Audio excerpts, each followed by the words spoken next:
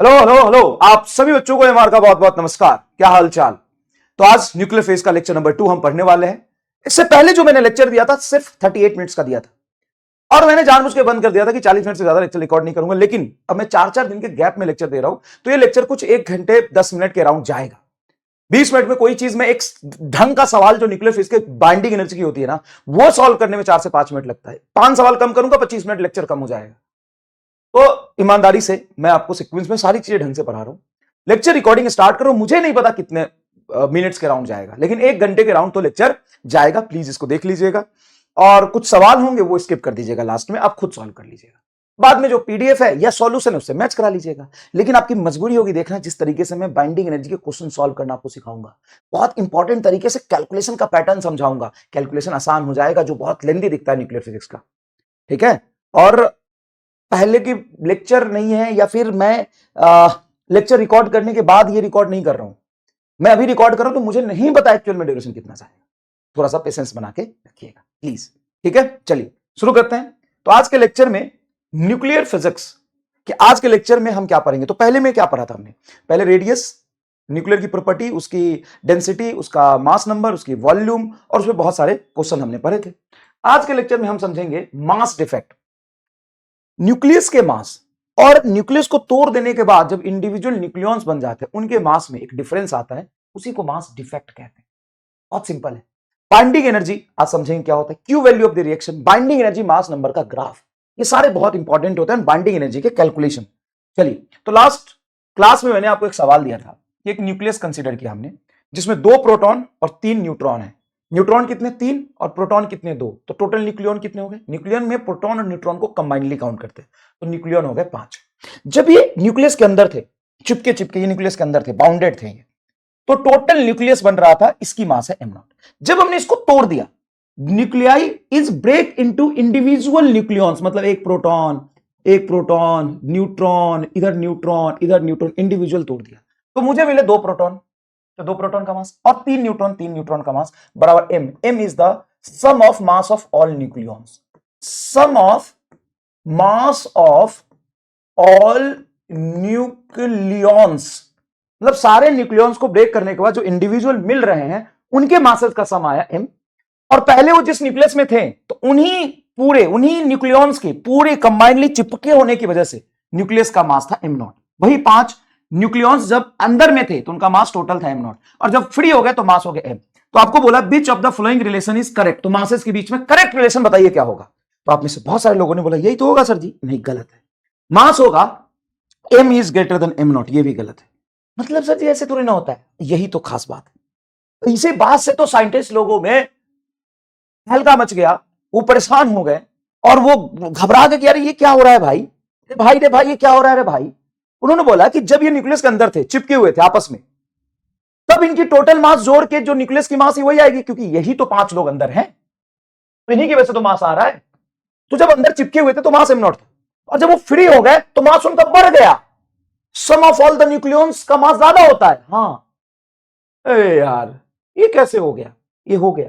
और इसी से यहां से ही डिफाइंड आया मास डिफेक्ट का कंसेप्ट। मास में डिफेक्ट, मास डिफेक्ट का कंसेप्ट जिसको हम डेल्टा m से रिप्रेजेंट करते हैं। ये डेफिनेशन क्या बनेगा मास डिफेक्ट का, बताओ सर। जो डिफरेंस हुआ मास का, किसके डिफरेंस का, तो इंडिविजुअल न्यूक्लियॉन्स का मास ज्यादा होता है तो तुम लिखोगे sum of mass of all nucleons, sum of mass of all nucleons, all nucleons, sum of mass of all nucleus minus mass of nucleus, mass of nucleus is है called defined as mass defect.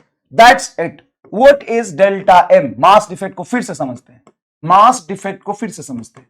What is mass defect? Mass defect is mass of all nucleons, sum of mass of all nucleons, सारे nucleons का mass का sum minus mass of nucleus, mass of nuclei या nucleus. ये रहा sir. इसको mathematically कैसे लिखेंगे, आपने तो डेफिनेशन लिखा है। हाँ, तो मान लो कि एक न्यूक्लियस है जिसका मास नंबर है a, न्यूक्लियस को हम रिप्रेजेंट करते हैं x से और उसका एटॉमिक नंबर है z। ये न्यूक्लियस है, इसका टोटल मास है m0, मास ऑफ न्यूक्लियस। तो इसका बाइंडिंग वो देखो, बताओ मास डिफेक्ट बताओ क्या होगा। तो इसका मास डिफेक्ट लिखोगे डेल्टा एम बराबर मास ऑफ प्रोटॉन इंटू कितने प्रोटॉन है इसमें, क्या बोला, sum of mass of all nucleon, सारे न्यूक्लियन का मास लिखना है। तो सबसे पहले प्रोटॉन का मास लिखोगे, टोटल प्रोटॉन कितने, तो जेड टाइम्स ऑफ प्रोटॉन होता है, तो Z into mass of proton, plus neutron कितने होते हैं, तो न्यूट्रॉन को डायरेक्टली नहीं लिखते हैं, मास नंबर में से जेड घटा दोगे तो नंबर ऑफ न्यूट्रॉन हो जाएगा, mass number minus Z number of neutron, Z होता है प्रोटॉन का number into total mass of proton, number of neutron कितने होंगे, A minus Z into mass of neutron minus nucleus का मास कितना, am not, am not, ये रहा आपका मास डिफेक्ट। बताओ मास डिफेक्ट लिख पाओगे क्या तुम, हाँ सर लिख पाएंगे। और एग्जांपल समझो, जैसे मुझे लिखना है 6C12 का मास डिफेक्ट, मास डिफेक्ट बताओ कैसे लिखोगे, तो इसका मास डिफेक्ट डिफाइंड होगा 6 प्रोटॉन है तो 6 into mass of proton plus ये 12, तो 12 का मतलब हो गया 12 माइनस 6, तो नंबर ऑफ न्यूट्रॉन हो गया 6, तो सीधा लिखो ना 6 मास of neutron minus mass of 6C12 nuclei, ये है रहा आपका मास डिफेक्ट। एकदम दिल में घुसा के नहीं, मास डिफेक्ट कमेंट कर दीजिए, मास डिफेक्ट दिल बना के। अगर आपको ये अच्छे से समझ में आ गया कि मास डिफेक्ट समझ आ गया, तो मास डिफेक्ट इनटू दिल, अगर समझ में आ गया तो, क्योंकि ये थोड़ा रिकॉर्डेड है। चलो सर मास डिफेक्ट तो समझ में आ गया, एक बाइंडिंग एनर्जी और होता है सर, वो क्या होता है, तो बाइंडिंग एनर्जी तो ऐसे डिफाइंड होता है, energy required to break the nucleus, nucleus को तोड़ के न्यूक्लियंस को अलग करने में, energy required to break the nucleus and separate all nucleons is called binding energy। तो किसी भी न्यूक्लियस की बाइंडिंग एनर्जी डिफाइंड होती है कि मुझे उस न्यूक्लियस को तोड़ने में कितनी एनर्जी देना पड़ेगा। तो क्या किसी भी बॉडी के अंदर बाइंडिंग एनर्जी स्टोर होगा कि हम उसको देंगे, सबसे बड़ा सवाल, सबसे पहला और बेसिक सवाल, किसी भी बॉडी के अंदर बाइंडिंग एनर्जी स्टोर होता है कि हम उसको तोड़ने के लिए देते हैं, कमेंट करके बताओ फटाफट। बाइंडिंग एनर्जी बॉडी का स्टोर्ड एनर्जी है, न्यूक्लियस की, बॉडी मतलब न्यूक्लियस की बात हो रही है, न्यूक्लियर फिजिक्स पर न्यूक्लियस की बात हो रही है। एक बात बताओ, ये बहुत इंपॉर्टेंट बात है, यहां स्टार बॉक्स यहां पे मैं लिख रहा हूं, बहुत इंपॉर्टेंट बात है, binding energy is not a stored energy और total energy of nucleus.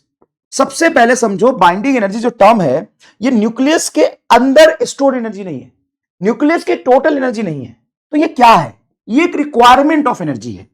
This is requirement of energy to break nucleus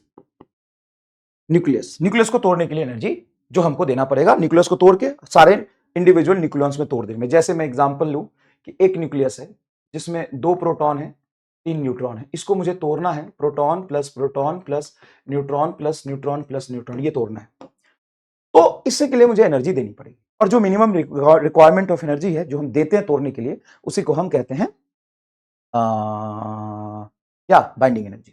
तो बाइंडिंग एनर्जी स्टोर एनर्जी नहीं है, हम देते हैं। दूसरी बात, सर ये हम देते क्यों हैं, अपने आप क्यों नहीं न्यूक्लियस टूट जाता है, सही है, अपने आप क्यों नहीं टूट जाता है यार, ये हमको देना क्यों पड़ता है बताओ, क्योंकि न्यूक्लियस के अंदर स्ट्रॉन्ग न्यूक्लियर फोर्स लगता है, स्ट्रॉन्ग न्यूक्लियर फोर्स न्यूक्लियंस को अपने अंदर बांध के रखते हैं, उसको चिपका के रखते हैं, तो उसको तोड़ने में मुझे एफर्ट्स लगता है, एनर्जी देनी पड़ती है।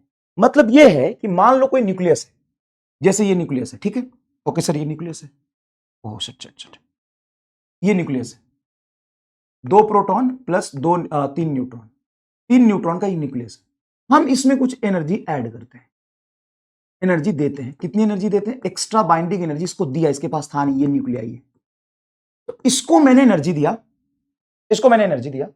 तो ये जो बाइंडिंग एनर्जी मैंने इसको दिया, इसके वजह से टूट के अलग अलग हो गया, तो जो एनर्जी दिया वो गया था। सबसे पहले एनर्जी क्यों देना पड़ता है, क्योंकि न्यूक्लियाई स्टेबल होता है तो उसको तोड़ने में एफर्ट्स लगेगा, उसी एफर्ट्स को तोड़ने में लगता है, उसको बाइंडिंग एनर्जी कहते हैं, ठीक है भाई। अब मैंने इसको बाइंडिंग एनर्जी दिया भाई साहब, दिया, जैसे मैं तुमको 10 रुपए दूंगा तो तेरे पास 10 रुपए होगा, मैं तेरे पास 50 रुपए दूंगा, तेरे पास 50 रुपए होगा। हाँ, फर्दर जाके तू कहीं खर्च कर देता है वो अलग बात है, झाल मुड़ी खा लिया तूने, समोसे खा लिए, जलेबी खा लिया, तो कुछ खा लिया तो खर्च कर दिया वो अलग बात है, लेकिन अभी ये न्यूक्लियस को मैंने दिया, ये गया कहां, तो तोड़ने में खर्च हो गया, तो किसी ना किसी फॉर्म में तो गया होगा, वो कहां गया, ध्यान से सुनना, वो इसके मास में कन्वर्ट हो गया, मास में, हाँ मैंने तुम्हें बोला था इन न्यूक्लियर रिएक्शन, ये न्यूक्लियर रिएक्शन ही तो है, in nuclear reaction mass plus energy is conserve, energy is conserve, क्योंकि mass is a form of energy, mass is a form of energy, तो mass plus energy is conserve. तो total mass जो भी nucleus का है वह है mass of nucleus plus binding energy जो हमने दिया इज इक्वल टू, अच्छा sorry sorry sorry, total nucleus का जो मास है m इंटू इसकी सी स्क्वायर। आइंस्टाइन ने बोला था किसी भी बॉडी के पास उसके मास की वजह से जो एनर्जी होता है, मास एनर्जी उसका ये होता है, तो इसकी मास एनर्जी कितनी है, mass of nucleus into C square plus जो हमने एक्स्ट्रा एनर्जी दी बाइंडिंग एनर्जी बराबर total mass of nucleus, total sum of mass of nucleus, total sum of mass of nucleus. Okay sir जी, अब यहां से बाइंडिंग एनर्जी को यही रखो इंटू सी स्क्वायर, मास एनर्जी लिख रहे हैं, इसकी मास एनर्जी जो हमने एनर्जी दिया बराबर फाइनल मास एनर्जी, तो बाइंडिंग एनर्जी यहां से क्या हो जाएगा सर, बाइंडिंग एनर्जी होगा mass of all nucleons, nucleon सारे न्यूक्लियंस की मास माइनस ये इधर लाओगे mass of nucleus into C square, होगा क्या, हाँ सर ये क्या था सर, तो मास डिफेक्ट था, हाँ तो binding energy is equal to delta M into C square. बताओ पहली बार तुम्हें बाइंडिंग एनर्जी का इतना तगड़ा फील आया है कि नहीं, बाइंडिंग एनर्जी क्या है sir, binding energy mass defect into सी स्क्वायर, हाँ तो असल में न्यूक्लियस को तोड़ने के लिए जो एनर्जी देते हैं वो आखिर रिक्वायरमेंट पड़ती क्यों है, क्योंकि जब हम न्यूक्लियस को तोड़ते हैं तो फाइनली वो एनर्जी लेके ब्रेक होता है और वो एनर्जी उसके मास एनर्जी में कन्वर्ट हो जाता है, तभी तो न्यूक्लियॉन्स का मास बढ़ जाता है। अच्छा तो यहां से पूरा प्रूफ हो गया बाइंडिंग एनर्जी किसी भी न्यूक्लियस का कितना होगा। क्या बाइंडिंग एनर्जी स्टेबिलिटी को बताएगा, हाँ सर, मान लो किसी न्यूक्लियस को तोड़ने के लिए 2 जूल एनर्जी लगी और किसी न्यूक्लियस को तोड़ने के लिए 6 जूल एनर्जी लगी, तो किसकी बाइंडिंग एनर्जी ज्यादा होगी, तो बाइंडिंग एनर्जी उसकी ज्यादा होगी जिसको तोड़ने में ज्यादा एनर्जी लगी। और बाइंडिंग एनर्जी क्या होता है, सिंपल सी बात है, बाइंडिंग एनर्जी होता है मास डिफेक्ट इंटू सी स्क्वायर, जो भी मास डिफेक्ट आ रहा है इंटू सी स्क्वायर। अब बताओ एक न्यूक्लियस था 2 ग्राम का, एग्जांपल ले तो एक न्यूक्लियस था 2 ग्राम का और जब मैंने उसको तोड़ा तो सारे इंडिविजुअल न्यूक्लियॉन्स में टूट के टोटल मास आया 2.1 ग्राम का, तो मुझे कितनी एनर्जी देनी पड़ी होगी, तो 2 ग्राम में से डिफरेंस कितने का हुआ, 2.1 ग्राम का हो गया, मतलब 0.1 ग्राम के बराबर 0.1 ग्राम के बराबर मास डिफेक्ट आया, तो मास डिफेक्ट इंटू सी स्क्वायर इतनी बाइंडिंग एनर्जी देनी होगी। चलो दे दिया। अब एक दूसरा केस लेते हैं, एक न्यूक्लियस है जिसका मास है 2 ग्राम का, जब मैंने उसको तोड़ा तो उसकी मास हो गई 2.4 ग्राम, और ये सर जिसमें बाइंडिंग एनर्जी की रिक्वायरमेंट ज्यादा होगी, मतलब वो ज्यादा स्टेबल था। तो बाइंडिंग एनर्जी कहीं ना कहीं किसको बता रहे, स्टेबिलिटी को, और कौन ज्यादा स्टेबल होगा, जिसके न्यूक्लियस को तोड़ने के बाद जितना ज्यादा मास डिफेक्ट आ रहा है, सीधा सा रिलेशन है सर, बहुत बढ़िया मजा आ गया। अब सुनिए, लेकिन डायरेक्टली बाइंडिंग एनर्जी स्टेबिलिटी को एग्जैक्टली रिप्रेजेंट नहीं करता सर, क्यों, जैसे मान लो तुम 2 लोग हो, 2 लोगों को मैंने 10 रुपए दिए खर्च करने के लिए, तुमने जाके खर्च किया, टोटल दोनों को 5-5 रुपए मिले। अच्छा मान लो किसी रूम में मैं गया, दूसरे क्लासरूम में, वहां पे मैंने 100 रुपए दिए खर्च करने के लिए, तो बताओ मेरी खर्चा पर स्टूडेंट ज्यादा किसमें हुआ सर, पर स्टूडेंट ज्यादा सर 100 रुपए वाले में होगा, नहीं उसमें 100 बच्चे थे, तो तुम तो समझदार निकले ना, तुम 2 लोगों को 10 रुपए दिए तो पर लोगों को कितनी खर्च पड़ी, मुझे 5-5 रुपए। अब दूसरे क्लासरूम में गया, खर्च करने के लिए मैंने 100 रुपए दिए, उसमें 100 बच्चे थे तो सबको 1-1 रुपया मिला। तो प्रॉब्लम यहां पे ये है कि सीधा बाइंडिंग एनर्जी न्यूक्लियर की स्टेबिलिटी को रिप्रेजेंट नहीं करता, बाइंडिंग एनर्जी कितना लगा और उसके अंदर कितने न्यूक्लियॉन्स थे पर न्यूक्लियॉन स्टेबिलिटी को रिप्रेजेंट करता है। Binding energy per mass number मतलब total number of nucleon represent stability. यहां पे एक बच्चा फंस सकता है। अब मैंने ये पहले ही बता दिया, हालांकि मैं एक स्कैम करा के बताता हूं, लेकिन ये लाइव क्लास नहीं है तो मैंने पहले ही तुमको समझाया। अब इसको समझने में थोड़ी भी दिक्कत आएगी तो उसके लिए एक सवाल है मेरे पास, इसको स्क्रीन पॉज करके लिख लेना। पहले तो एक सवाल है मेरे पास शानदार, उससे पहले 2008 और 2004 में ये पूछा हुआ सवाल कर लेते हैं, फिर हम वहां तक आते हैं। आएंगे बेटा धुआंधार तरीके से। ये सवाल करिए पहले, क्या है, MAZ मतलब MP मास ऑफ प्रोटॉन होता है, MN मास ऑफ न्यूट्रॉन होता है, denoted the mass of nucleus इतना। अच्छा M है मास ऑफ न्यूक्लियस, देखो ना, mass of the nucleus of इतना, ये है M, capital M mass of nucleus, MP mass of proton and MN is mass of neutron, ठीक है, respectively in the unit of atomic mass unit and binding energy represented in the MeVs। अब देखो ये तुम देखोगे ना तो ये ना घोर मट्ठा करके ऑप्शन बना है, मतलब मिक्स करके खेल रहा है और तुमको इससे खेलना है। कैसे खेलना है, तुम अपने कंसेप्ट से चलो। तुम्हारा कंसेप्ट क्या है सर, मेरा कंसेप्ट है बाइंडिंग एनर्जी बराबर mass of all nucleons. Mass of all nucleons को कैसे लिख सकते हैं? तो देखो इसमें कितने प्रोटॉन है? Z proton. तो Z into mass of proton, total number of proton Z, mass of proton, plus Z minus N into mass of neutron, minus total nucleus का मास एम इंटू सी स्क्वायर। ये होता है binding energy. क्या ये relation कहीं दिख रहा है? नहीं सर, कैपिटल एम का डेफिनेशन बनाया है, मतलब मास ऑफ न्यूक्लियस का डेफिनेशन बनाना है, कोई दिक्कत नहीं। ये मल्टीप्लाई सी स्क्वायर को इधर ले जाओ, तो ये होगा बाइंडिंग एनर्जी बटा c square is equal to ये टर्म एज इट इज। हाँ sir, Z times of mass of proton plus Z minus N into mass of neutron minus capital M. ये माइनस एम को उस तरफ ले जाओ और इस वाले टर्म को इधर चिपकाओ, तो माइनस एम इधर जाएगा तो आपका बचेगा एम बराबर Z time of mass of proton plus Z minus N into mass of neutron. इस टर्म को इधर लाओगे तो इस जगह ये उधर गया तो प्लस और ये इधर गया तो minus, binding energy by C square. अब देखो आंसर कौन सा मैच कर रहा है। तो मास ऑफ न्यूक्लियस देखो एम बराबर मास ऑफ न्यूक्लियस बराबर Z type of mass of proton A minus mass of neutron minus binding energy by C square. Answer आ गया, खत्म। कंसेप्ट से चलिए, कंसेप्ट से। मास डिफेक्ट क्या होता है? सारे न्यूक्लियॉन्स को जब हम सेपरेट कर देते तो मास बढ़ जाता है। तो न्यूक्लियॉन्स का मास माइनस न्यूक्लियस का मास, न्यूक्लियॉन्स का मास माइनस न्यूक्लियस का मास इंटू सी स्क्वायर। मजा आया? अब देखो जो इसमें स्कैम है उसमें देखो, इसको सवाल को मैं कराता तो 60-70% लोग एमआर स्कैम में फंसते। तो एमआर स्कैम के नाम से ही ये सवाल मैंने लिखा है, ठीक है। अब सवाल करिए, एमआर स्कैम के नाम से ही मैंने सवाल लिखा है, सवाल करिए। क्या कह रहा है? 8x12 एंड 4y6, मतलब ये y है, ये y है और ये x है। तो 8x12 and 4y6 having binding energy 18 MeV and 12 MeV। मतलब बाइंडिंग एनर्जी जो x का है, बाइंडिंग एनर्जी जो x का है वो कितना है? 18, एंड बाइंडिंग एनर्जी जो y का है वो कितना है? 12। Then which is more stable? तो ज्यादा स्टेबल कौन सा होगा मुझे बताइए। सर ज्यादा स्टेबल बता दूंगा मास्टर। हाँ बता सर, इसका बाइंडिंग एनर्जी 18 x का, हाँ 18 MeV, और y की binding energy 12 MeV। Sir 12 MeV, तो x वाला ज्यादा स्टेबल होगा। सर ये वाला आंसर गलत है।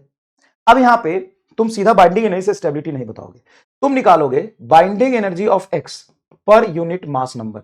मतलब बाइंडिंग एनर्जी किसी भी न्यूक्लियॉन्स का कितने न्यूक्लियॉन्स तोड़ने में है, तो x का बाइंडिंग एनर्जी है तुम्हारा कितना? 18, और इसके न्यूक्लियॉन्स कितने हैं? 12।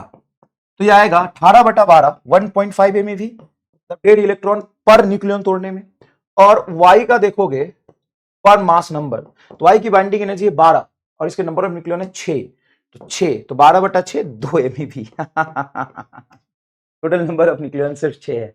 तो किसको आप ज्यादा स्टेबल बोलेंगे? y को आप ज्यादा स्टेबल बोलेंगे। हालांकि इसकी टोटल बाइंडिंग एनर्जी क्या थी? कम थी। तो मास्टर बॉक्स बना के लिख लीजिए कि total binding energy, total binding energy, total binding energy does not represent stability, does not represent stability, does not represent stability। Binding energy per mass number, binding energy per mass number represent stability. तो slide number 9 पे आपको एकदम मोक्ष मिल गया कि नहीं मिल गया, जरूर बताइएगा। मोक्ष मिला कि नहीं स्लाइड नंबर 9 पे, है ना? असली फिजिक्स सीखने को मिला कि नहीं, ठीक है। तो हमारा स्कैम था। अब आगे बढ़ते हैं। अब देखिए 2010 का ये सवाल है, 2010 का, नीट 2010 का, थोड़ा पुराना है लेकिन अच्छा सवाल है। देखते हैं क्या कह रहा है। द मास ऑफ 3Li7, मतलब 3Li7 न्यूक्लियस का mass is 0.040 U less than the sum of mass of all the nucleons. पढ़ो तो लाइन क्या कह रहा है। ये 3Li7 लिथियम न्यूक्लियस का मास बता रहा है। ये कह रहा है कि mass of 3Li7 nucleus is इतना less than sum of mass of all nucleons, मतलब इसकी मास ऑल न्यूक्लियॉन्स के मास के जोड़ से इतना कम है। मतलब ये मास डिफेक्ट दे दिया तुमको 0.042 AU। U is atomic mass unit. अच्छा, then binding energy per nucleons of 3Li7 nucleus will be. तुम्हें मास डिफेक्ट पता है तो इसकी बाइंडिंग एनर्जी क्या हो जाएगी? बाइंडिंग एनर्जी हो जाएगी 0.042 U इंटू सी स्क्वायर। हाँ हम जानते 0.042 U इंटू सी स्क्वायर की वैल्यू, एक एटॉमिक मास 1 AMU, याद है 1 AMU को U बोल रहा है, इंटू सी स्क्वायर 931.5 MeV, 931.5 MeV। तो इसको लिखोगे सीधा 931.5 MeV, ये आ गया। और हमें क्या चाहिए? हमें binding energy per mass number चाहिए। अब इसमें टोटल न्यूक्लियॉन्स कितने हैं? 7, तो मास नंबर हो गया 7, 7 से डिवाइड करोगे तो 0.042 डिवाइडेड बाई 7 मल्टीप्लाई 931.5 MeV। ठीक है, ओके, कोई प्रॉब्लम नहीं। अब 7 छक 42, तो ये तुम्हारा टर्म आ जाएगा 0.006 मल्टीप्लाई 931.5। तो काम करो, 932 ले लो, चलो 932 ले लो, 931.5 को 32 ले लो और 6 से मल्टीप्लाई कर दो, तो 6 दूना 18, कोई दिक्कत नहीं, 6 दूना 18, हाँ सर 18 आ जाएगा, 18 एक हासिल, 6 18, सॉरी 6 दूना 12 होता है बे, मतलब आएगा 12, एक हासिल लेता है, 7 18 19, 1 9 छक 54 1 55, ये लगभग आ जाएगा। और कितने डेसिमल पॉइंट्स थे? 1 2 3, 3 डेसिमल पॉइंट, ये तो 931 को 932 ले लिया, 3 डेसिमल पॉइंट, ये तो 5.592, 5.592, ये तो 46 में भी तो कभी नहीं जाएगा। 3.9 तो बहुत कम है, मैंने थोड़ा तो अप्रोक्सीमेशन किया था, 23 होगा नहीं, 5.6 MeV। अरे 5.6 MeV पर मास नंबर है, तो सर ये सीधा MeV लिखा है, पर मास नंबर क्यों नहीं लिखा? क्योंकि मास नंबर का कोई यूनिट थोड़ी ना होता है, मास नंबर एक नंबर है, तो नंबर से डिवाइड किया। ओहो, मजा आया? यस। 8 अप्रैल 2024 जेईई मेन का सवाल है, सवाल देखिएगा, मजा आएगा, सवाल देखिएगा। ये क्या कह रहा है? MO is the mass of isotope of beryllium. MP and Mn are the mass of the proton and neutron. The nuclear binding energy of the isotope is, मतलब ये आइसोटोप है 5B12, तो इसका मास जो है वो m0 दिया है, m0 is the mass of this isotope and MP and Mn are the mass of neutron and proton. Then binding energy of the isotope. देख लो कितने सवाल बाइंडिंग एनर्जी से बनते हैं। चलिए इसको करिए अच्छे से, एकदम ईमानदारी से। Binding energy is nothing but mass defect into c²। अब इसका मास डिफेक्ट बताइए क्या होगा? मास डिफेक्ट इसका बताइए क्या होगा? इसका मास डिफेक्ट, हाँ बताते हैं सर जी। तो मास डिफेक्ट सबसे पहले न्यूक्लियॉन्स का मास लिखेंगे, तो प्रोटॉन कितने से? 5, तो 5 मास of proton plus 7 5 12 7 neutron, 7 mass of neutron minus nucleus की मास m0 into c² is your correct answer. तो 5 मास of proton, yes, 7 mass of neutron, yes, minus m0 into c², ये आपका आंसर आ जाएगा। बताइए किसी भी तरह का कोई समस्या, कोई दुख, कोई दर्द? नहीं सर, आसान है। नेक्स्ट देखिए, calculate binding energy of alpha particle if mass of proton is 1.00785 U and mass of neutron is 1.0086665 U and mass of alpha particle is m alpha is 4.00260 U। अब ये सवाल तुमको करना पड़ेगा। तो इसको करना कैसे? एक सवाल मैं कराऊंगा, अभी तुम्हें ये अटेम्प्ट नहीं करना है, मैं कराऊंगा। सबसे पहले देखो मुझे क्या पूछा है सर, बाइंडिंग एनर्जी किसका? Alpha particle. अल्फा पार्टिकल मतलब 2He4। अच्छा, 2He4 का हमसे बाइंडिंग एनर्जी पूछा है, कितना होगा? 2He4 क्या इसके अंदर की स्टोर एनर्जी है?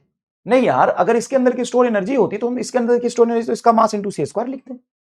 बाइंडिंग एनर्जी कभी भी बॉडी में स्टोर एनर्जी नहीं होती है। बॉडी के स्टोर, जैसे मेरा वेट है अभी 70 किलो, तो मेरी बाइंडिंग एनर्जी बताओ। सर मास आपका 70 kg है, 70 kg इंटू c², नहीं 70 kg इंटू c² तो मेरी पूरी एनर्जी है, मुझे तोड़ने के लिए जो एनर्जी चाहिए वो बताओ। तो बाइंडिंग एनर्जी अलग चीज होता है, मास डिफेक्ट इंटू c², और एनर्जी बॉडी में स्टोर वो अलग चीज होती है। तो ठीक है, 2 बार बता दिया। अब इसकी बाइंडिंग एनर्जी क्या होती है फिर?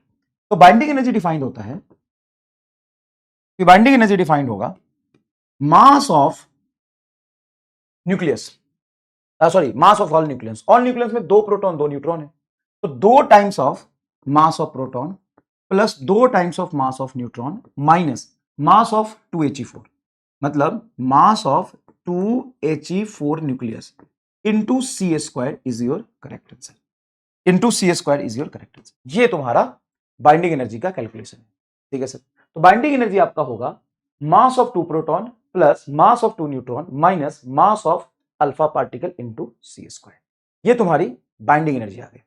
ठीक है सर, इसको कैसे करेंगे? तो देखो, अब सर मास ऑफ प्रोटॉन तो बहुत वो है, फ्रैक्शन में है, 1 पॉइंट डेसिमल प्लेस में भी, डेसिमल प्लेस में है, इसे होगा कैसे कैलकुलेशन? तो सुनो कैसे करते हैं कैलकुलेशन, मैं करके दिखाता हूं। सबसे पहले 2 मास ऑफ प्रोटॉन लिखो, 2 इंटू मास ऑफ प्रोटॉन क्या होगा? 2 इंटू मास ऑफ प्रोटॉन होगा 2 इंटू मास ऑफ प्रोटॉन कितना? 1.00785 U।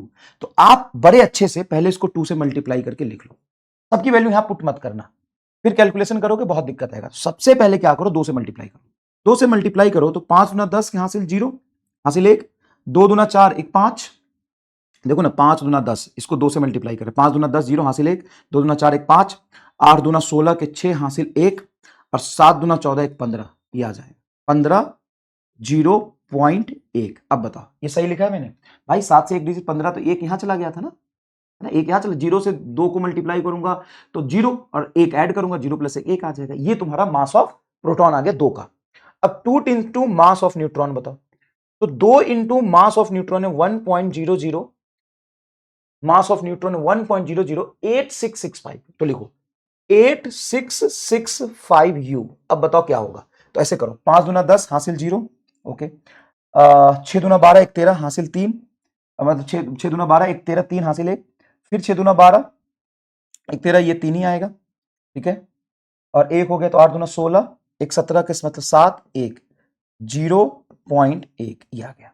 तो ये तुम्हारा टोटल, अब जोड़ दो न्यूक्लियॉन्स का मास कितना है, तो टोटल आएगा 0 0 0 5 3 8 और 6 3 9 7 5 12, 2 हासिल 1 2 1 1 2 और 1 3 0.2, ये आ गया टोटल मास ऑफ न्यूक्लियॉन्स। तो ऐसे करोगे ना तो बराबर बराबर में जोड़ने में तुमको आसानी रहेगी। अब तुमको यहां से घटाना है, क्या घटाना है? न्यूक्लियस का मास। न्यूक्लियस का मास कितना है? ये 1 मिनट, एक गलती हो गई मेरे से, सॉरी सॉरी सॉरी, मतलब तुमको समझाने के चक्कर में एक चीज यहां मिस्टेक हुई। क्या? ये 2 को 1 से मल्टीप्लाई करेंगे तो 2 आएगा, तो यहाँ पे क्या हो जाएगा? जस्ट 4, सॉरी बेटा। अच्छा, ये तुमको ध्यान में आ जाएगा। वैसे कब आएगा? अब मेरे भी कैसे आया था, जरा कमेंट करके बता सकते हो कैसे आया था? पता है, जब मैं 2 लिख रहा था, यहाँ 4 लिख रहा था, इतना ज्यादा मास डिफरेंस आता ही नहीं, वो 0 पॉइंट समथिंग समथिंग में आएगा। अच्छा, अब देखो मास ऑफ अल्फा पार्टिकल क्या है, तो ये 4 पॉइंट, देखो 4.002603 ये है। अब इसमें से घटाओ, अब इसको घटाओगे, सर इतना टाइम लग करेगा, हल अगर आ गया तो करेगा, लेकिन ऐसा सवाल अभी तक नीट में आया नहीं है शायद, बहुत आसान आसान से आता है, उसमें डायरेक्टली तुमको डेफिनेशन बेस्ड सवाल पूछते हैं, लेकिन कैलकुलेशन वाइज आ गया तो करना पड़ेगा। चलिए इसमें से घटाइए, तो एक हासिल इधर से ले लेंगे, एक हासिल लेंगे तो 10 में से 3 जाएगा 7, और 7 में से 0 जाएगा 7, 9 में से 6 जाएगा 3, 2 में से 2 जाएगा 0, 3 में से 0 जाएगा 3, 0 0 0, ये आ गया 0.03037। ये तुम्हारा मास डिफेक्ट आया। कुछ गलत होगा तो इसको एक बार वेरीफाई कर लेना, हो सकता है मैं कैलकुलेशन में गलत कर पाऊंगा, कोई बड़ी बात नहीं। तो इतना तुम्हारा मास डिफेक्ट आ गया। अब तुमको क्या करना है? Binding energy is equal to mass defect into C square. हाँ, तो मास डिफेक्ट आ गया 0.0377 इंटू 931.5, तो 931 को 932 लिख सकते हो, कोई दिक्कत नहीं। अब तुमको इसको मल्टीप्लाई करना पड़ेगा, तो मल्टीप्लाई में आप क्या कर सकते हैं कि यहां तक ये वाला डिजिट इतना छोटा आप इग्नोर कर सकते हैं, आपके ऑप्शंस थोड़े दूर दूर होंगे। तो 932 को तुम 0.03 से मल्टीप्लाई करो, तो 932 को बस 3 से मल्टीप्लाई करो, 3 दूना 6, 3 तिहाई 9, और 9 तिहाई 27, ये आ गया तुम्हारा 2796। तो इसको लिख सकते हो तुम 2796, डेसिमल प्लेस के बाद 2 जीरो था, ये हो गया। तो लगभग लगभग 27.96 ये कुछ आता है, ये थोड़ा अप्रोक्सीमेशन में 96 है ना, 28.2 MeV के आसपास आता है, मुझे याद आ गया, ये इतना ही होता है। तो ये तुम्हारा बाइंडिंग एनर्जी आ गई, और ये बाइंडिंग एनर्जी कौन सा था तुम्हारा? टोटल अल्फा पार्टिकल का। और हमें क्या चाहिए? Calculate binding energy of alpha particle if इतना, चलो इतना ही चाहिए, हो गया। और यही अगर पूछता binding energy of alpha particle मतलब 2He4 पर न्यूक्लियन, तो पर न्यूक्लियन कितना आता? तो 28.3 डिवाइडेड बाई 4, तो ये आ जाता तुम्हारा 4 से डिवाइड करके। बताओ, तो कैलकुलेशन थोड़ा सा तरीका समझ में आया कैसे करना है?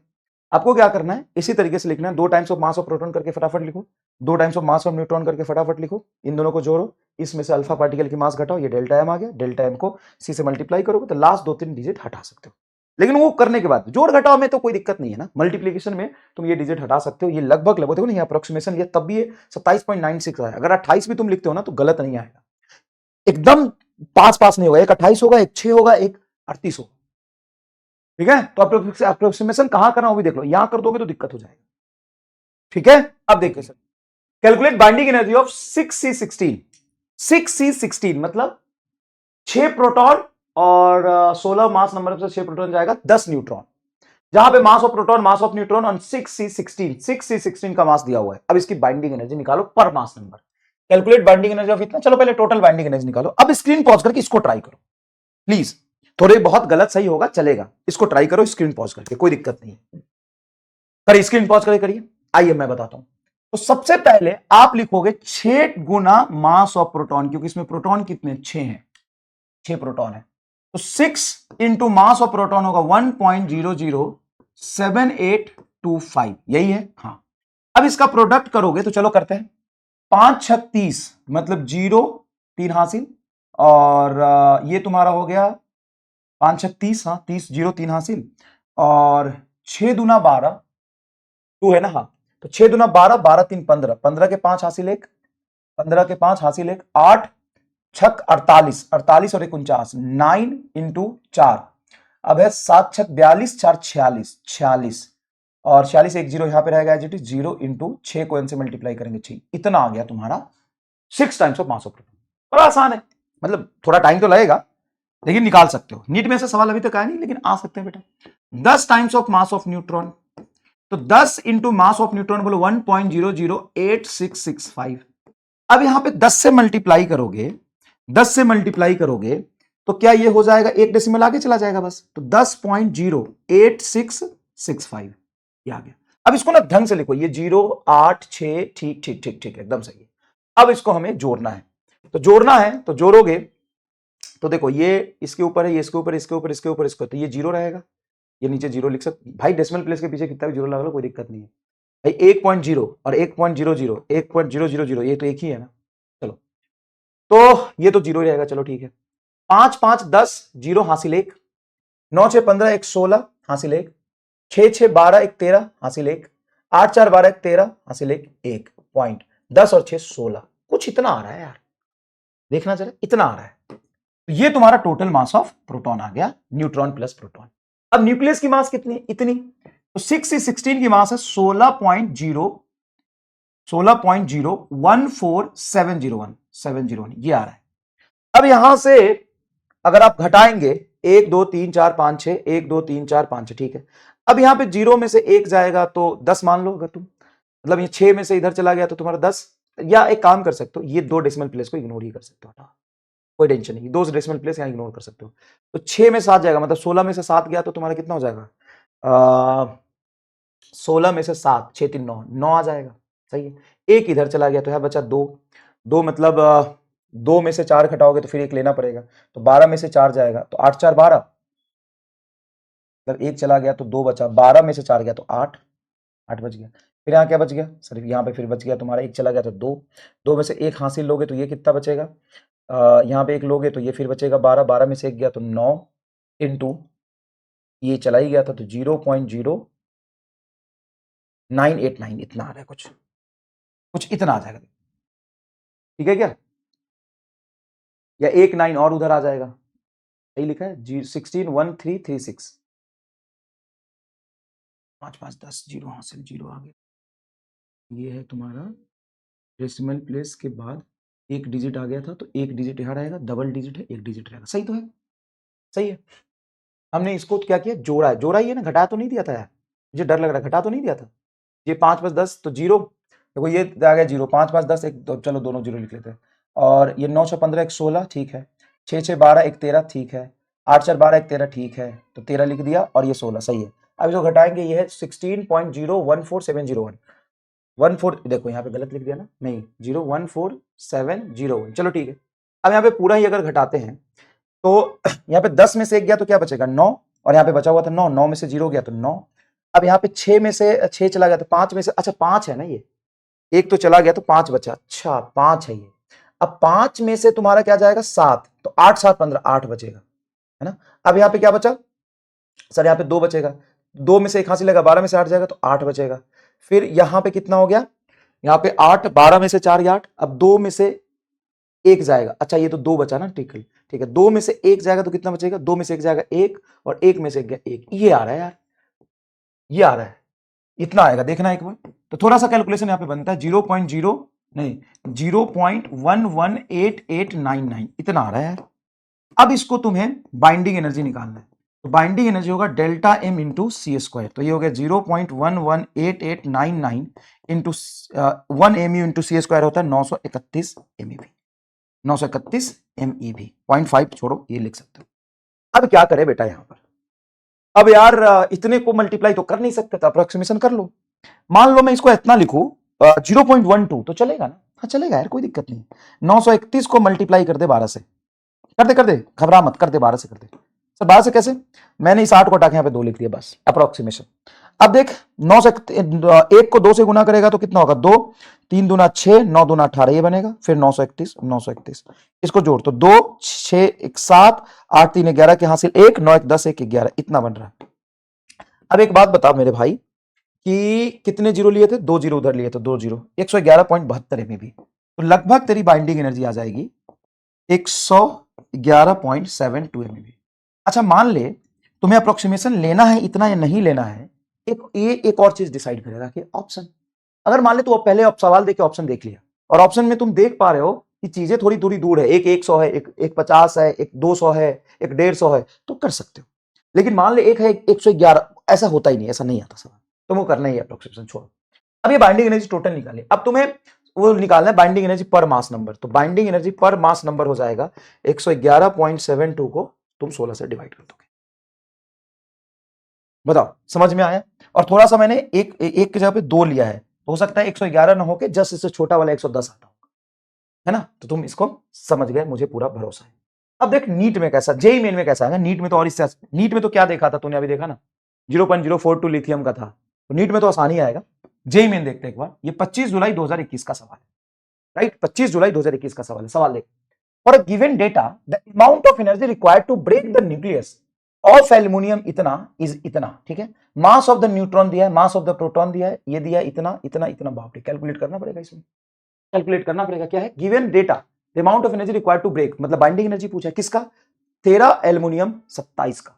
तो इसको कैसे लिखोगे? 13 इंटू बाइंडिंग एनर्जी होगा तुम्हारा, बाइंडिंग एनर्जी होगा 13 into mass of proton plus 13 13 26 14 neutron है, तो 14 मास of neutron minus mass of nucleus तुमको ये डायरेक्ट दिया है 27.18846 इंटू बाहर AMU एटॉमिक मास यूनिट को U लिखा इंटू C², ये हो जाएगा 931। ये करो और आंसर इसका गूगल कर लेना यार। एक सवाल है, 2 सेकंड में तुम फोन से देख रहे हो, गूगल करोगे आंसर इसका बता देगा, वेरीफाई कर लेना।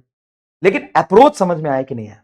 2 मैंने करा दिया, आपको थोड़ा करना पड़ेगा। और ये कैलकुलेटिव था, लेकिन यहां देखो 8 अप्रैल 2024 का सवाल है, ये कैलकुलेटिव नहीं होगा। देखो क्या कह रहे हैं, binding energy of a certain nucleus is 18 into 10 का पावर 8। तो बोला binding energy of a certain nucleus is 18 into 10 to the power 8 joule.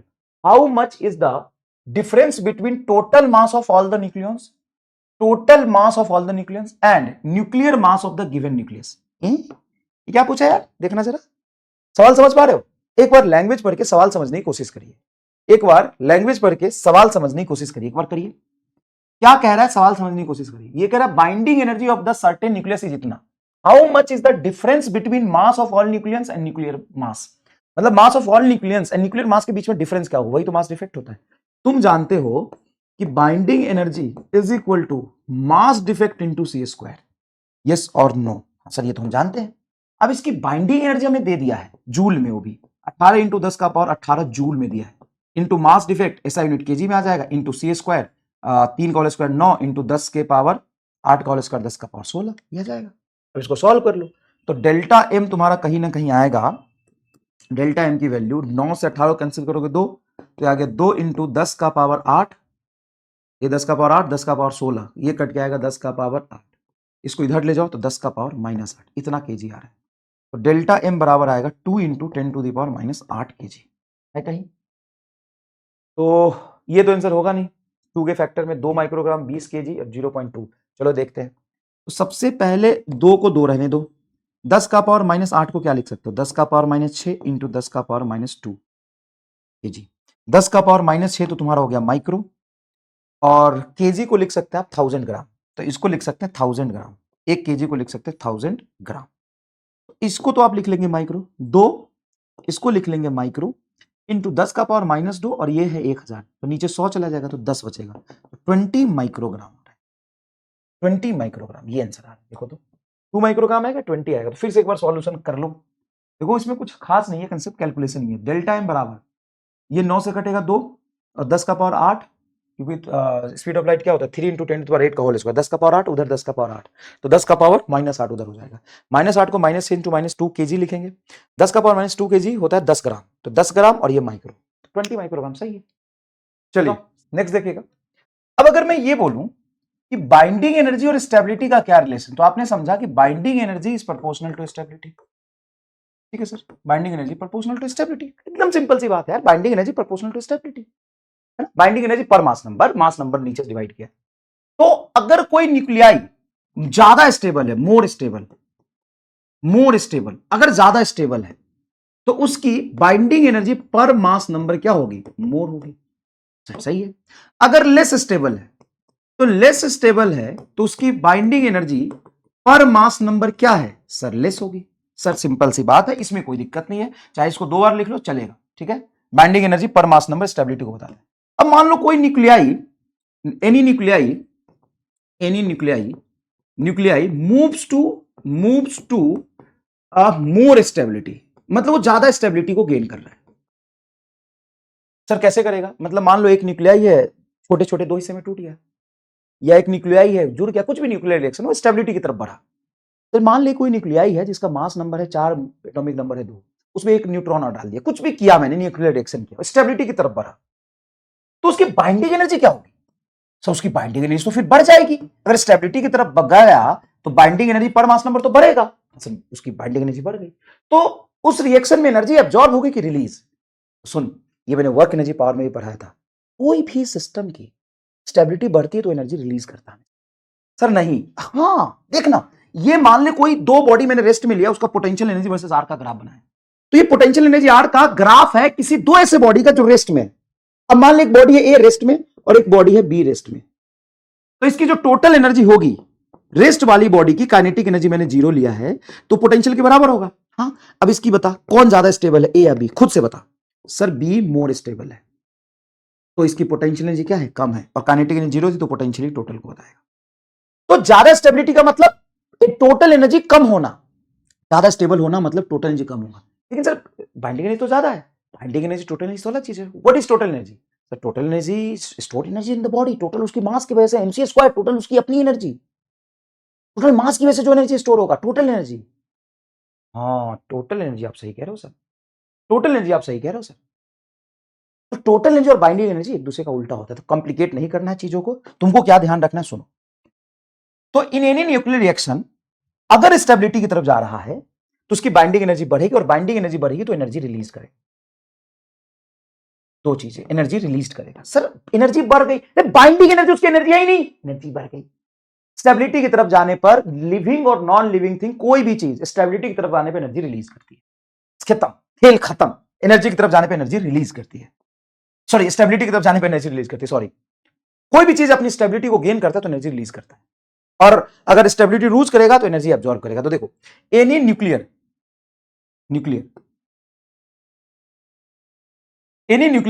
या न्यूक्लियस या any nuclear reaction, in any nuclear reaction nucleus moves to more stability, ज्यादा stability की तरफ जाएगा तो बाइंडिंग एनर्जी बढ़ेगी, टोटल एनर्जी घटेगी तो एनर्जी रिलीज करेगा। बस, तो तुम ये समझो बाइंडिंग एनर्जी बढ़ रही तो एनर्जी रिलीज करेगी। अब देखो, if nucleus moves to unstability, अगर वो अनस्टेबिलिटी की तरफ जाता है तो binding energy per mass number इसका क्या होगा, डिक्रीज, और एनर्जी क्या होगा, एब्जॉर्ब। एनर्जी क्या होगा, एब्जॉर्ब। मुझे लगता है ये बात तुम्हारे दिमाग में छपी होगी, समझ में आया होगा। ठीक है, ठीक है। बाइंडिंग एनर्जी बढ़ना मतलब उसकी खुद की एनर्जी बढ़ना नहीं होता, तो अगर स्टेबिलिटी की तरफ जाते हैं तो एनर्जी रिलीज करता है, और स्टेबिलिटी घटता है, मूव्स टू अनस्टेबिलिटी की तरफ जाता है तो एनर्जी एब्जॉर्ब करेगा। ठीक है, ये समझाने के लिए था, बस इतना याद रखिएगा। तो बाइंडिंग एनर्जी बढ़ना मतलब स्टेबिलिटी बढ़ना, एक कहानी खत्म। स्टेबिलिटी बढ़ना मतलब एनर्जी कुछ कम हो जाएगा, रिलीज करेगी। अब है binding energy per mass number versus mass number का ग्राफ। तो binding energy per mass number versus mass number का ग्राफ बनाते हैं तो ग्राफ आपका ऐसा बनता है, ऐसा बनता है ग्राफ, इस तरह का कुछ ग्राफ बनता है, जिसमें सबसे पहला कंक्लूजन कि जैसे जैसे मास नंबर बढ़ रहा है बाइंडिंग एनर्जी बढ़ रही है, मास नंबर बढ़ रहा है बाइंडिंग एनर्जी बढ़ रही है, मास नंबर बढ़ रहा है बाइंडिंग एनर्जी बढ़ रही है, मास नंबर बढ़ा बाइंडिंग एनर्जी घट गई। सबसे पहली बात कि as mass number increases binding energy increases, reach to maxima and then decreases. Maximum जो बाइंडिंग एनर्जी होती है, मैक्सिमम वो होती है 56 Fe के कॉरस्पॉन्डिंग, ये मैक्सिमम। और मैक्सिमम बाइंडिंग एनर्जी की वैल्यू होती है 8.7 MeV। बाइंडिंग एनर्जी MeV के ऑर्डर में लेते हैं, स्केल और MeV के ऑर्डर में, जैसे यहां है 0, यहां 1 MeV, 2 MeV, 3, 4, 5, 6, 7, 8 MeV, ठीक है। उसके बाद मास नंबर 30 तक जनरली तुम्हारी बाइंडिंग एनर्जी थोड़ा सा लोअर ऑर्डर में है, और 30 के बाद देखो बाइंडिंग एनर्जी पीक पे गया, और फिर 170 के बाद बाइंडिंग एनर्जी फिर से घटने लगा। तो हम कहते हैं कि 30 से 170 तक स्टेबल न्यूक्लियाई होते हैं। क्या होते हैं? स्टेबल न्यूक्लियाई होते हैं। सर ये भी तो लगभग स्टेबल, हाँ, तो कोई रिजिड दीवार नहीं बनाया मैंने, लेकिन हाँ छोटे मास नंबर पर ये सब अनस्टेबल होते हैं, ये सब अनस्टेबल होते हैं। और ये भी क्या होता है? अनस्टेबल होता है। ये भी क्या होता है? अनस्टेबल होता है। इतनी बात समझ में आई? सर ये भी चमका, ये अनस्टेबल है। अच्छा, ये सर कांटे क्यों लगाए? बाद में तो स्मूथ है। तो ये मैजिक नंबर के करस्पॉन्डिंग कहा होता है। जैसे 2He4 ज्यादा स्टेबल होता है अपने नियर बाई 3Li7 के कंपेयर में। नीट का पूछा हुआ सवाल है कि why peak around in binding energy per mass number graph, why peak around the helium atom in binding energy per mass number graph, why peak around the nucleus in binding energy per mass number graph, why peak observed around helium atom in binding energy per mass number graph. ये सवाल पूछते हैं, ये सवाल पूछते हैं। अच्छा, जैसे यहां देखो O8, सॉरी यार ये चला गया, 8O16 ज्यादा स्टेबल होता है 6C12 से, ये ज्यादा स्टेबल होता है, ठीक है। तो थोड़े बहुत कांटे लगे होते हैं मैजिक नंबर करस्पॉन्डिंग, ये इतना खास नहीं है, बस हाँ ये तुमको पूछेगा कि कांटे का मतलब क्या है। तो पहली कंक्लूजन ये कि मास नंबर बढ़ने से बाइंडिंग एनर्जी बढ़ती है, पीक पे जाती है, फिर घटती है मास नंबर बढ़ने से। दूसरा, 30 से 170 तक स्टेबल होता है, एनसीईआरटी का डेटा, इसलिए याद रखना है। तीसरा कि पीक होता है। तीसरा, चौथा सबसे ज्यादा स्टेबल कौन होता है। पांचवा कि ये जो अनस्टेबल न्यूक्लियाई है उसके साइज छोटे छोटे होते हैं, जो स्टेबल होते हैं उसके साइज मीडियम होते हैं, और जो अनस्टेबल होते हैं उसके साइज और बहुत बड़ा होता है। अगर मैं तुमसे पूछूं, सबसे पहले ये रिवाइज करा लेता हूं, फॉर मास नंबर 30 से 170 nuclei are generally stable, as A increases stability first increases then decreases. देखो ए बढ़ रहा है तो मास नंबर बढ़ने पर बाइंडिंग एनर्जी बढ़ रही है तो स्टेबिलिटी बढ़ रही है, फिर डिक्रीज हो रही है।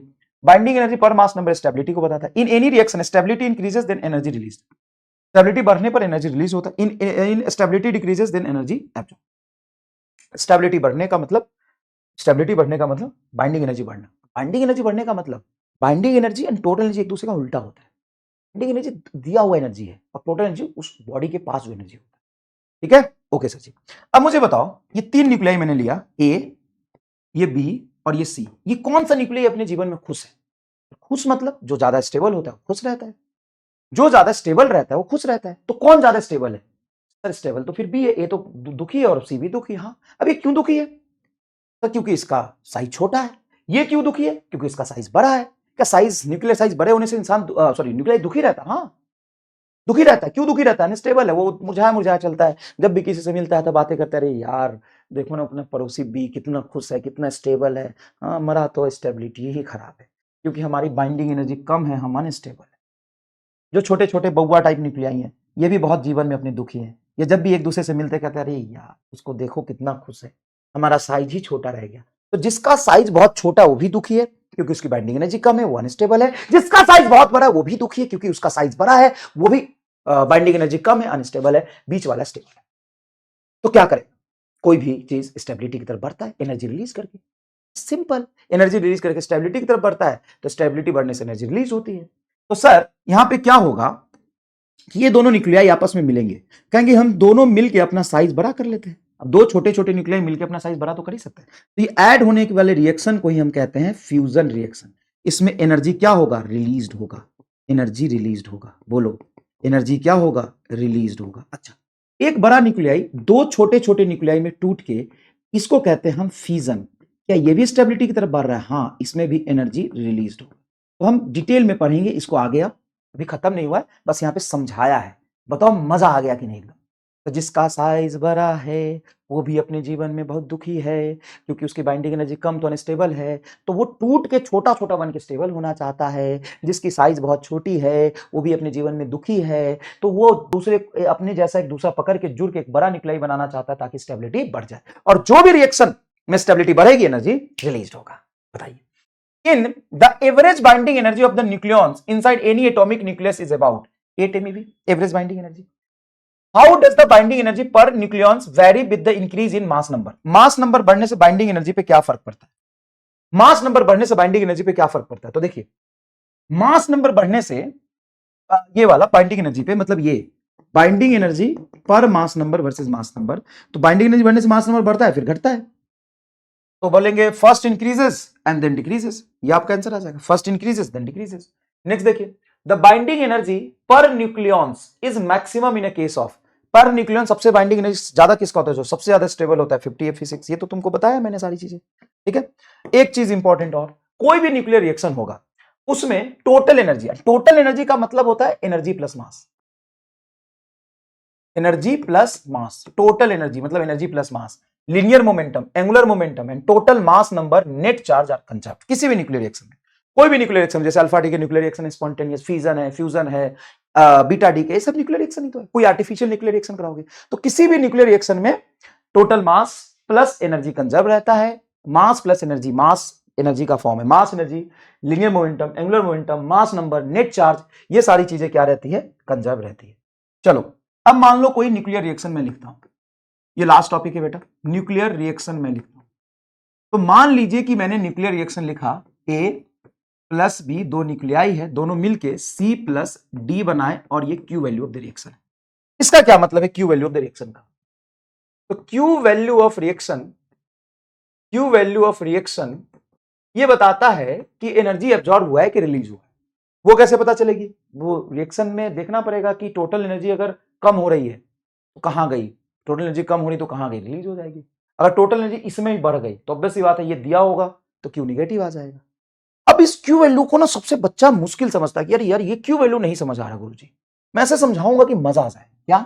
सिंपल मैं एक रिलेशन लिखूंगा जैसे बाइंडिंग नहीं समझाया था, मास एनर्जी रिलेशन, मास प्लस एनर्जी रिलेशन। मास प्लस एनर्जी रिलेशन क्या कहता है कि ए न्यूक्लियाई का मास एनर्जी क्या होता है सर? ए का मास, ए न्यूक्लियाई का मास इंटू सी स्क्वायर, प्लस बी न्यूक्लियाई का मास इंटू सी स्क्वायर, बराबर सी न्यूक्लियाई का मास इंटू सी स्क्वायर, प्लस डी न्यूक्लियाई का mass into C square, plus Q value of the reaction. खत्म, टाटा बाय बाय, हो गया। Sir इसका मतलब इसको हम इधर ले आएंगे तो क्यू वैल्यू ऑफ रिएक्शन आ गई यहां, तो M into A plus M into B, इस दोनों को उधर लाओगे तो m into C minus M into D multiply C square, ये Q value of the reaction आ गया। सर गजब, मजा आ गया। हाँ,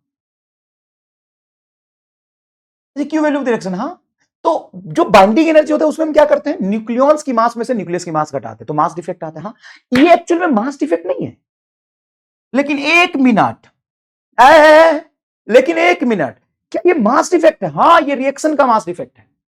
टोटल रिएक्शन के रिएक्टेंट का मास और ये है प्रोडक्ट का मास, ये है प्रोडक्ट का मास।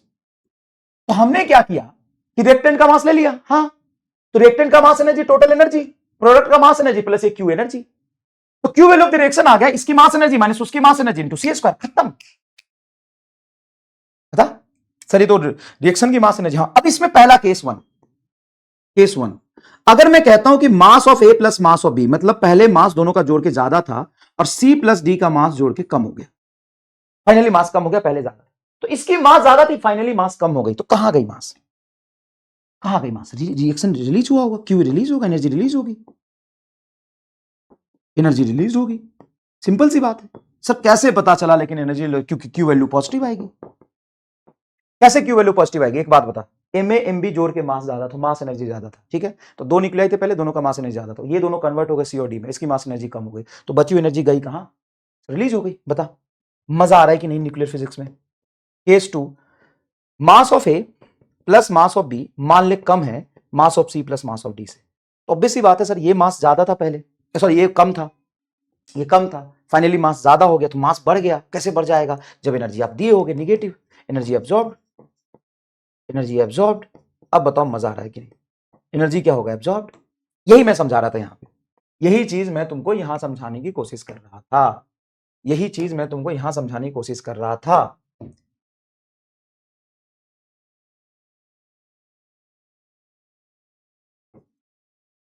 Nuclei moves to more stability. देखो खत्म, nuclei moves to more stability, यही समझाने की कोशिश कर रहा था। ठीक है, एनर्जी एब्जॉर्ब्ड और रिलीज्ड। ठीक है सर, तो ये तुमको समझ में आया होगा बहुत शानदार तरीके से, इसमें कोई खास बात नहीं है। लेकिन इसमें खास बात तब हो जाती है जब यही न्यूक्लियर रिएक्शन में Q value of the reaction ही पूछा जाता है, लेकिन वो मास एनर्जी के टर्म्स में नहीं, बाइंडिंग एनर्जी के टर्म्स में पूछा जाता है। तो तुम्हें पूरा आज लेक्चर में मैं यही समझाते आ रहा हूं कि बाइंडिंग एनर्जी और मास एनर्जी जो बॉडी के अंदर होती है वो उल्टा है। बाइंडिंग एनर्जी जो तुम देते हो और मास एनर्जी जो उसके पास होता है, तो मास एनर्जी के टर्म्स में तो ठीक है, मास एनर्जी से कंजर्व करा दिया, लेकिन बाइंडिंग एनर्जी के टर्म में जब हम इसका क्यू वैल्यू लिखते हैं तो उल्टा लिखते हैं। उल्टा मतलब पहले तुमने क्या लिया था सर, ये रिएक्टेंट का मास माइनस प्रोडक्ट का मास। हाँ, क्यू वैल्यू में हम लेते हैं binding energy of C plus binding energy of D minus binding energy of A minus binding energy of B into C square करो। नहीं, ये तो एनर्जी है ना, तो डायमेंशन तो मैच कर जाएगा। अच्छा अच्छा अच्छा अच्छा सर, लेकिन फील नहीं आएगा। अब इसका केस वन देखो, इसका केस वन देखो। अगर मैं तुम्हें बोलूं कि बाइंडिंग एनर्जी सी का प्लस बाइंडिंग एनर्जी डी का ज्यादा है और ए का बाइंडिंग एनर्जी और बाइंडिंग एनर्जी बी का जोड़ के कम है, तो अगर मैं कह रहा हूं कि सी और डी का बाइंडिंग एनर्जी ज्यादा है, मतलब ये ज्यादा एनर्जी, तो स्टेबिलिटी की तरफ गया है। हाँ, तो स्टेबल हो गए, तो सी और डी की बाइंडिंग एनर्जी ज्यादा है तो स्टेबिलिटी की तरफ एनर्जी रिलीज होना चाहिए। ये ज्यादा है तो ज्यादा में से कम घटाओगे तभी तो एनर्जी रिलीज होगा, तो क्यू तुम्हारा रिलीज हो गया। मतलब प्रोडक्ट तुम्हारा किधर गया है, स्टेबिलिटी की तरफ।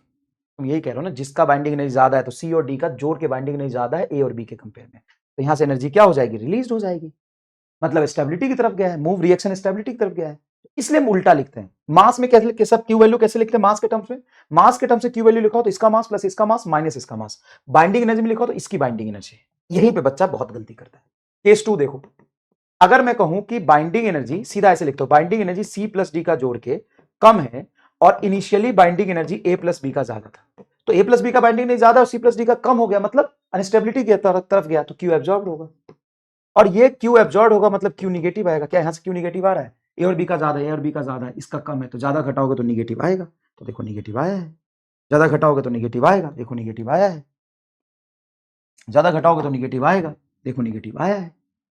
बताओ समझ में आ रहा है कि नहीं आ रहा है। हाँ सर, अब इस पर सवाल पूछे जाएंगे, तो सवाल मैं तुमको होमवर्क दूंगा। दूसरी, एक न्यूक्लियर फोर्स क्या होता है ये थोड़ा पढ़ लेना, बस मैं नेक्स्ट क्लास में समझाऊंगा, रीड करना है बस, तुम्हें समझना नहीं है, ठीक है, मैं नेक्स्ट क्लास में समझाऊंगा। अब इस पर सवाल देखो, the binding energy per nucleons पर ऑफ, अच्छा ये याद रखना, सॉरी एक मिस्टेक कर दी मैंने, यहां पर जो हमने लिखा है रिएक्शन में, ये binding energy per mass number नहीं, टोटल बाइंडिंग एनर्जी, सी की total binding energy, total binding energy, total binding energy, total binding. और सवाल में तुमको किसके टर्म्स में दिया होगा पता है, पर मास नंबर के टर्म्स में बाइंडिंग एनर्जी दिया होगा। ये सवाल बहुत पुराना है लेकिन जेई मेन में अभी रिसेंटली पिछले 4-5 सालों में खूब आया है। ठीक है, देखो क्या है, बाइंडिंग एनर्जी पर न्यूक्लियॉन्स, देखो पर न्यूक्लियॉन्स दिया है लेकिन रिएक्शन में हम टोटल लेते हैं, per nucleons for the deuteron and alpha particle are x1 and x2। तो ये binding energy per nucleon for a deuteron is x1 and binding energy per nucleon for the alpha particle are x2, ये दिया है। तो इस reaction की Q value बताइए, तो क्यू वैल्यू में क्या लिखते हो, मास के टर्म्स में लिखोगे तो इसका मास माइनस इसका मास, बाइंडिंग एनर्जी लिखो तो पहले इसकी बाइंडिंग एनर्जी, अल्फा पार्टिकल का बाइंडिंग एनर्जी x2 दिया है, हाँ हमें alpha particle total binding energy चाहिए, देखो क्या लिखोगे, binding energy of alpha minus binding energy of deuteron into 2, क्योंकि एक अल्फा की बाइंडिंग एनर्जी और ड्यूट्रॉन 2 है। यहां पे सी स्क्वायर मत कर देना, यहां पे सी स्क्वायर मत कर देना क्योंकि एनर्जी इटसेल्फ है ये। अल्फा की बाइंडिंग एनर्जी कितनी है सर, अल्फा की पर मास नंबर x2 है और अल्फा में मास नंबर है 4, तो 4x2 आएगा, तो आ जाएगा 4x2 minus binding energy deuteron की कितनी है x1, और ड्यूट्रॉन कितने हैं सर, एक ड्यूट्रॉन में 2 मास नंबर है, तो एक ही ड्यूट्रॉन का तो लिख रहा है, 2 तो पहले से मल्टीप्लाई है ही, और 2 इंटू x1, तो यहां से 4 कॉमन निकल जाएगा, x2 माइनस x1 आंसर आएगा। तो प्लस वाला तो किसी केस में हो ही नहीं सकता है, प्लस वाला 3 प्लस दिया हुआ, भक बुरबक क्या है यार।